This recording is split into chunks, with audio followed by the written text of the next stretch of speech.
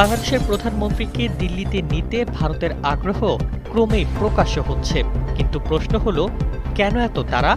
শুধু সৌজন্য সাক্ষাৎ, নাকি এর পেছনে রয়েছে আরও বড় কূটনৈতিক ও অর্থনৈতিক হিসাব? আসসালামু আলাইকুম ভিউয়ার্স, দেশ ও দেশের বাহির থেকে যারা আমার ভিডিওটি প্লে করেছেন জানাচ্ছি আন্তরিক শুভেচ্ছা ও অভিনন্দন। আশা করি সবাই ভালো আছেন, সুস্থ আছেন, আলহামদুলিল্লাহ। তো ভিউয়ার্স, হঠাৎ করেই ভারত ও বাংলাদেশের উপরে তাদের কালো থাবা বসিয়েছে। বিশেষ করে তারেক রহমানকে বারবার টার্গেট করে ভারত সফরে নেওয়ার জন্য অনেক রণকৌশল করে যাচ্ছে তারা, কিন্তু একেবারেই ভারতীয় প্যাঁচ থেকে নিজেকে সুরক্ষা রাখার জন্য বিএনপির দলীয় নেতাকর্মীরা তারেক রহমানকে সংরক্ষিত করতে চাচ্ছে। কিন্তু এটা কতদূর পর্যন্ত সম্ভব? ভারতীয় আগ্রাসন থেকে কোনো সরকার বাংলাদেশের বাঁচতে পেরেছে বলে এমনটি ইতিহাস নেই। ঠিক এই মুহূর্তে তারেক রহমানকে ভারত কেন এত টানছে, এর ভেতরের রহস্যটা কি? কেননা গোপন তথ্যসূত্র ও রাজনীতিবিদদের তথ্য মতে জানা যাচ্ছে যে তারেক রহমান ভারতে গেলেই ভারতীয় ফাঁদে তিনি আটকে যাবেন। আর ভারত এমন ফাঁদ পেতে রেখেছে, তারেক রহমান যেতে দেরি হবে কিন্তু সেই ফাঁদে আটকেতে দেরি হবে না। শেখ হাসিনা ইস্যু, আওয়ামী লীগ ইস্যু, এই রাগগুলো কখনোই তারেক রহমানের সাথে ভারতের সদাচরণ প্রতিষ্ঠিত করতে পারে না। কি ঘটতে যাচ্ছে তারেক রহমানের কপালে? তিনি কি আসলে ভারত সফরে যাবেন, আর গেলে কি ফিরতে পারবেন? বিস্তারিত জানবো রিপোর্টে। সো ভিডিওতে যাওয়ার আগে ছোট রিকোয়েস্ট করবো, যারা চ্যানেলটি সাবস্ক্রাইব করেননি সকল আপডেট সবার আগে জানতে অবশ্যই চ্যানেলটি সাবস্ক্রাইব করে পাশে রাখবেন। দর্শক আসুন স্ক্রিনে। শেখ হাসিনা সরকারের পতনের পর বাংলাদেশে ক্ষমতার পালাবদল হয়েছে। নতুন সরকারের সঙ্গে সম্পর্কের সমীকরণ তৈরি করতে দিল্লিকে এখন পুরনো হিসাব বদলাতে হচ্ছে। বিশেষ করে বিএনপি সরকারকে ঘিরে ভারতের আগের অনেক রাজনৈতিক ধারণাই নতুন বাস্তবতায় প্রশ্নের মুখে পড়েছে। আরেকটি বড় বিষয়, শেখ হাসিনাকে ঘিরে টানাপোড়েন। বাংলাদেশ দীর্ঘদিন ধরে তার প্রত্যর্পণের দাবি জানিয়ে আসছে। একই সময়ে দিল্লিতে তার অবস্থান ও রাজনৈতিক বক্তব্য দুই দেশের সম্পর্ককে আরও স্পর্শকাতর করে তুলেছে। ফলে ভারত বাংলাদেশ সম্পর্ক স্বাভাবিক করতে হলে এই অমীমাংসিত অধ্যায়টিও বড় হয়ে উঠছে। এর সঙ্গে যুক্ত হয়েছে ব্যবসা বাণিজ্যের স্বার্থ। বাংলাদেশ ভারতের গুরুত্বপূর্ণ বাণিজ্যিক অংশীদার। বিদ্যুৎ, পোশাক, আমদানি রপ্তানি, পর্যটন ও বিনিয়োগ, বহু খাতের স্বার্থ দুই দেশের সম্পর্কের সঙ্গে জড়িত। সম্পর্কের টানাপোড়েন দীর্ঘ হলে ক্ষতির হিসাব শুধু ঢাকায় নয়, দিল্লিতেও পৌঁছায়। বিশেষজ্ঞদের মতে তারেক রহমানকে দ্রুত দিল্লিতে নিয়ে গিয়ে ভারত হয়তো একটি স্পষ্ট বার্তা দিতে চাইছে, নতুন বাংলাদেশকে তারা দূরে ঠেলে দিতে নয়, বরং নতুন সরকারের সঙ্গে সরাসরি সম্পর্ক গড়তে চায়। তবে সফর এখনও নিশ্চিত নয়। বাংলাদেশের পক্ষ থেকেও রয়েছে বিভিন্ন শর্ত ও অমীমাংসিত ইস্যু। ফলে দিল্লির আমন্ত্রণ যতটা আলোচিত, তারেক রহমানের সিদ্ধান্ত ততটাই গুরুত্বপূর্ণ। সব মিলিয়ে এই সফর এখন নিছক একটি রাষ্ট্রীয় সফর নয়, বরং এটি হয়ে উঠেছে ঢাকা দিল্লির নতুন সম্পর্কের প্রথম বড় পরীক্ষা। দিল্লি দরজা খুলে অপেক্ষায়। এখন দেখার বিষয়, ঢাকা সেই দরজায় কড়া নাড়ে নাকি কিছুটা দূরত্ব রেখেই নিজের শর্তের জায়গাটি শক্ত করে।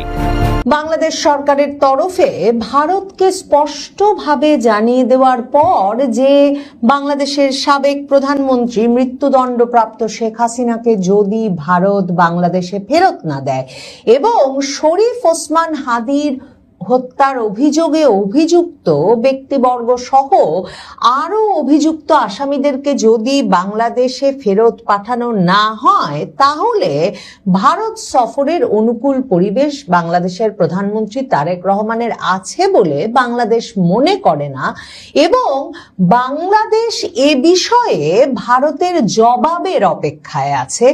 এমন কথা স্পষ্টভাবে বাংলাদেশ সরকার ভারত সরকারের উদ্দেশ্যে পররাষ্ট্র মন্ত্রণালয়ের এক মুখপাত্রের সংবাদ সম্মেলনের মাধ্যমে এবং তারপর ফেসবুক পোস্টের মাধ্যমে জানিয়ে দেওয়ার পর ভারত একটা জবাব দিয়েছে বলে ভারতের সংবাদ মাধ্যমগুলো একের পর এক শিরোনাম করছে। ভারতের শীর্ষস্থানীয় দৈনিক Hindustan Times, Indian express, India today, the print সহ সকল শীর্ষস্থানীয় সংবাদ মাধ্যমে খবর হয়েছে যে বাংলাদেশের জন্য এটাই সম্ভবত ভারতের জবাব, যে ভারত এই প্রথমবারের মতো দুদেশের সম্পর্কের মধ্যে প্রিন্সিপাল অফ রেসিপ্রোসিটি অর্থাৎ পারস্পরিক স্বার্থ স্বার্থের যে নীতি, সেই নীতিকে টেনে এনেছে। রণধীর জয়সওয়াল, ভারতের পররাষ্ট্র মন্ত্রণালয়ের যেই মুখপাত্র, নিয়মিতভাবে ভারতের পররাষ্ট্র মন্ত্রণালয়ে সাংবাদিকদের ব্রিফিং এ উপস্থিত হন এবং ভারতের সঙ্গে অন্যান্য দেশের সম্পর্ক বিষয়ে নানা প্রশ্নের উত্তর দেন। এবং গত কয়েক মাস ধরে 2024-এর আগস্টের পর থেকেই আসলে বারবার ঘুরে ফিরে বাংলাদেশ ভারত প্রসঙ্গটা আসে এবং এই যে তারেক রহমান সরকার গঠনের পর আবার নতুন করে কবে বাংলাদেশের প্রধানমন্ত্রীর সফর হবে, সম্পর্কটা কি ইউনূস সরকারের চেয়ে ভালোর দিকে গেছে কিনা, কিংবা বাংলাদেশের বারবার শেখ হাসিনাকে প্রত্যর্পণের অনুরোধে ভারত কি প্রতিক্রিয়া জানাতে চায়, সেসব প্রসঙ্গে বারবার প্রশ্ন করা হয় এই পররাষ্ট্র মন্ত্রণালয়ের মুখপাত্রের সংবাদ ব্রিফিংয়ে ভারতীয় সাংবাদিকরাই করেন। এবং ভারতের পররাষ্ট্র মন্ত্রণালয়ের মুখপাত্র রণধীর জয়সওয়াল সাধারণভাবে একই উত্তর দেন, কিন্তু এ দফায় তিনি মঙ্গলবার তার সংবাদ সম্মেলনে স্পষ্ট করে বলেছেন যে ভারত মনে করে বাংলাদেশের সঙ্গে ইতিবাচক, গঠনমূলক ও ভবিষ্যৎমুখী সম্পর্ক তো ভারত চাই, কিন্তু এর পাশাপাশি এই সম্পর্ক হতে হবে দুই দেশের পারস্পরিক স্বার্থ ও পারস্পরিক সহযোগিতার ভিত্তিতে। মানে তিনি বলছেন যে India positive, constructive and forward looking relations তো চাই, কিন্তু বাংলাদেশের সঙ্গে এই সম্পর্কটা হতে হবে based on mutuality of interest and reciprocity.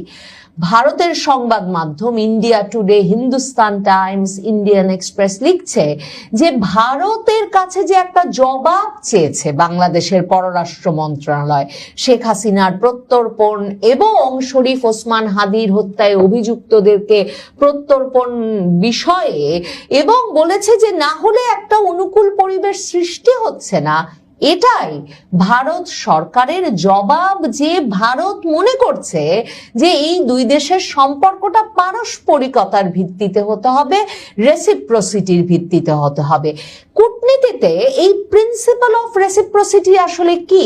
Principal of রেসিপ্রোসিটির সহজ বাংলা তো করা যেতেই পারে পারস্পরিকতার নীতি। মানে এক দেশ যখন অন্য দেশের কাছ থেকে কিছু একটা চাইবে। দর্শক, স্ক্রিনে আমরা সে সম্পর্কে বিস্তারিত জানাম। এই বিষয়ে আপনাদের মতামত কমেন্টে জানাবেন, কেউ ভিডিওটি স্কিপ করবেন না। এই মুহূর্তে শেখ হাসিনার প্রত্যাপন ইস্যুই তারেক রহমানকে বেশি অগ্রাধিকার দিচ্ছে ভারত, নাকি এর পেছনে আরও কিছু কারণ আছে? আন্তর্জাতিক বিশ্ব মহলে কিন্তু বিএনপি সরকারের নামে ভারত ব্যাপকভাবে কালারিং করেছে, কিন্তু কোন সম্পর্কটা স্থাপিত করার জন্য তারেক রহমানের প্রতি এত তারা আভাস প্রকাশ করছে? আরও জানবো বিস্তারিত রিপোর্টে। একদিকে বন্দর বন্ধ, রপ্তানিতে বিধিনিষেধ, দুই দেশের বাণিজ্যে চলছে চাপা উত্তেজনা। আর ঠিক তখনই ঢাকায় নেমেছে ভারতের সবচেয়ে বড় বড় কোম্পানির শীর্ষ কর্তারা। গোদরেজ, মাহিন্দ্রা, অ্যাপোলো হাসপাতাল, লারসেন অ্যান্ড ট্রুবো, ভারতীয় শিল্পের নাম করা সব প্রতিষ্ঠান এখন একসাথে ঢাকায়। বাণিজ্যের দরজায় যখন তালা, তখন ব্যবসার দরজা দিয়েই কেন বাংলাদেশে ঢুকতে চাইছে ভারত?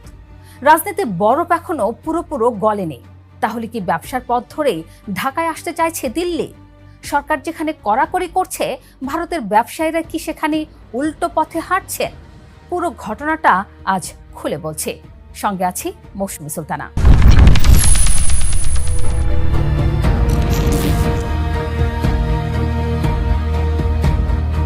ভারতের শিল্প সংগঠন সিআইআই এর নেতৃত্বে 18 সদস্যের একটি প্রতিনিধি দল 17 আগস্ট সোমবার ঢাকায় পৌঁছেছে। দলে আছে Godrej industries, Mahindra group, Apollo হাসপাতাল, Godrej consumer products, Larsen and ট্রুবো, অরবিন্দ, ফোর্বস মার্শাল, লুম্বানিকর রিফাইনারির মতো প্রতিষ্ঠানের প্রতিনিধিরা। এরা কিন্তু সাধারণ কোনো ব্যবসায়ী দল নয়, এরা ভারতের কর্পোরেট দুনিয়ায় সবচেয়ে ভারী নামগুলোর প্রতিনিধি। 2 দিনের এই সফরে দলটি বৈঠক করছে বাণিজ্য উপদেষ্টা খন্দকার আব্দুল মুক্তাদির, অর্থ উপদেষ্টা আমির খসরু মাহমুদ চৌধুরী, এফবিসিসিআই ও বিডার সঙ্গে।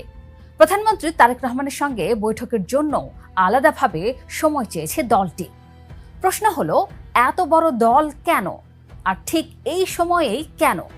কারণ এই সফর এমন একটা সময় হচ্ছে যখন তারেক রহমানের ভারত সফর নিয়ে জোর আলোচনা চলছে। আগস্টের 20 থেকে 25 তারিখের মধ্যে এই সফরও হতে পারে। In the heart of the city rises a destination built for greatness. International Convention City, Bosundhara. Life takes a new course. তবে বাংলাদেশের পররাষ্ট্র মন্ত্রণালয় স্পষ্ট করে দিয়েছে তারেক রহমান যাবেন, তবে তার আগে একটা অনুকূল পরিবেশ দরকার। বিশ্লেষকদের মতে এই অনুকূল পরিবেশের মূল কথা দুটো: শেখ হাসিনাকে দিল্লি থেকে রাজনৈতিক বক্তব্য দেওয়া থেকে বিরত রাখা আর তাকে বিচারের জন্য ফেরত পাঠানো। এখন তাকানো যাক বাণিজ্যের হিসাবে। দুই দেশের বার্ষিক বাণিজ্য প্রায় $12 বিলিয়ন। বাংলাদেশ রপ্তানি করে মাত্র $2 বিলিয়ন কাছাকাছি। এই ঘাটতি নতুন নয়, তবে গত 1 বছরে বাড়তি চাপ পড়েছে। স্থলবন্দর দিয়ে সুতা, পাটজাত পণ্য, তৈরি পোশাক সহ একাধিক পণ্যের উপর ধাপে ধাপে বিধিনিষেধ দিয়েছে ভারত। পাট পণ্যে অ্যান্টি ডাম্পিং শুল্ক 9 বছর ধরে বহাল রেখেছে দিল্লি। ঠিক এই টানাপোড়েনের ভেতরেই ভারতের ব্যবসায়ীরা যখন ঢাকায় আসেন, তখন সফরটাকে আর নিছক ব্যবসায়িক সফর বলে পাশ কাটিয়ে যাওয়ার সুযোগ থাকে না। এখানে প্রশ্ন উঠছে যে এটা কি ঢাকা দিল্লির ফাটল ধরার সম্পর্ক মেরামতের একটা নতুন অর্থনৈতিক পথ হতে পারে? এখানেই আসল প্যাচ। ভারত সরকারের কাছে বাংলাদেশ মানে কূটনীতি, সীমান্ত, নিরাপত্তা, আঞ্চলিক রাজনীতি, বাণিজ্য নীতি সব একসাথে জড়ানো এক জটিল হিসাব। কিন্তু ভারতের কর্পোরেট প্রতিষ্ঠানের কাছে বাংলাদেশ মানে 17 কোটি মানুষের বিশাল বাজার, ভোক্তা চাহিদা, বিনিয়োগের সুযোগ। তাহলে দিল্লির রাজনৈতিক হিসাব আর ভারতের কর্পোরেট দুনিয়ার ব্যবসায়িক হিসাব দুটো কি সবসময় আলাদা পথে হাঁটে?